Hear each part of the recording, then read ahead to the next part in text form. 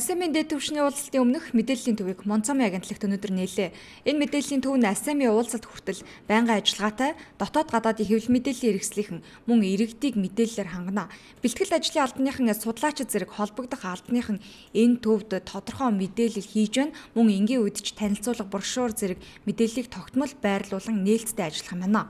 Одоо ерөнхийлөгчийн зөвлөх Ганбаатар тэргүүтээ ажлын одоо хэсэг байгаа. Дэд хороо тэр хэсгээс бол ахлаад ингээд явж байгаа ажил нь бол одоо боломжийнхаа одоо явж байгаа гэж хэлмээр байна. За энэ төвийн онцлог нь бол тэр хүртэл дээд хэмжээний уулзалт хүртэл бол тогтмол ажиллагаатай ийм хэвлэлийн юу мэдээллийн төвийг нээж байгаа.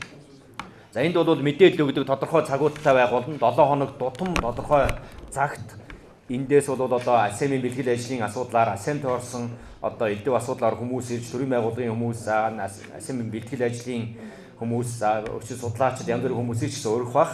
АСЕМ-ийн талаарх одоо мэдээллүүдийг Монгол улсын хэвлэл мэдээллийн байгууллагууд, Монгол улсад суудаг гадаадын хэвлэл мэдээллийн байгууллагуудын сурвалжлагчид одоо тогтмол нээлттэйгээр өгж явах зорилго. АСЕМ-ийн уулзалтын үеэр олон улсын стандарт бүхий мянган сэтгүүлчид хүлээн авах мэдээллийн төвийг Шангрила зочид буудалд ажилуулна. Харин энэ хүртэл өнөөдөр нээлттэй хийж байгаа Монцомын агентлагийн мэдээллийн төв ажиллах юм а. Мөн энэ үеэр АСЕМ-ийн бэлтгэл ажлын алба болон сэтгүүлчдийн мэргэжлийн холбоод хамтран ажиллах санамж бичиг байгууллаа. Гадаад хэргийн яам, Монголын сэтгүүлчдийн нэгдсэн эвлэл, өдөр тутмын сонины холбоо, Монголын телевизүүдийн холбоо, Монголын сайтын холбооны төлөөлөгчид гар хэвсэг зурсан юм. АСЕМ-ийн уулзалтын төлөө сэтгүүлчид дуу хоолойгоо нэгтгэж дэлхийн хэмжээний үйл явдлыг Монгол улсад зохион байгуулахад нэгдмэл байр суурьтайгаар үнэн зөв мэдээлэл түгээж улс орныхоо нэр хүндийг өргөх үйл хэрэгт хувь нэмэр оруулан хамтарч ажиллагаа баттгаж байгаа хэмээн тайлбарласан юм а. АСЕМ-ийн уулзалтын үеэр телевизүүд хэрхэн ажиллах талаар энэ үеэр тодруулсан юм. Ер нь бол телевизийн зүгээс бол аль болох шууд дамжуулах бэлтгэлийг саналыг бол ярьж байгаа. Олон хөлбөр ярьж байгаа. Тэгээд зөвхөн энэ дотоодын телевизүүд биш гадаадын том телевизийн агентлагууд ирнэ.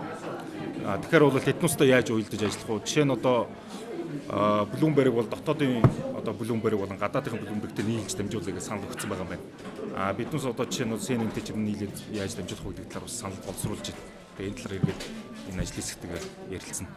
АСЕМ-ийн үеэр телевизүүдийн зүгээс шууд дамжуулалтын хэд хэдэн хувилбарыг хэлэлцэж байгаа юм байна. Зөвхөн дотоодын хэвлэл мэдээллийн хэрэгслээс гадны агентлагуудтай хэрхэн зохицож мэдээллийг хүргэх вэ гэдэг дээр саналуудаа өгöd явж байгаа гэлээ. Мөн одооноос сэтгүүлчдийн ажиллах боломжийг хангах үүднээс мэдээллийн төвийг өндөр хурдны интернетээр хангах, хурлын мэдээллийг тогтмол дүрсээр сэтгүүлчдэд өгөх, цаашлаад хамгаалтын албаныхантай тохиролцох зэрэг бэлтгэл ажлыг хангаж байгаа гэдгийг энэ үеэр мэдээлж байлаа.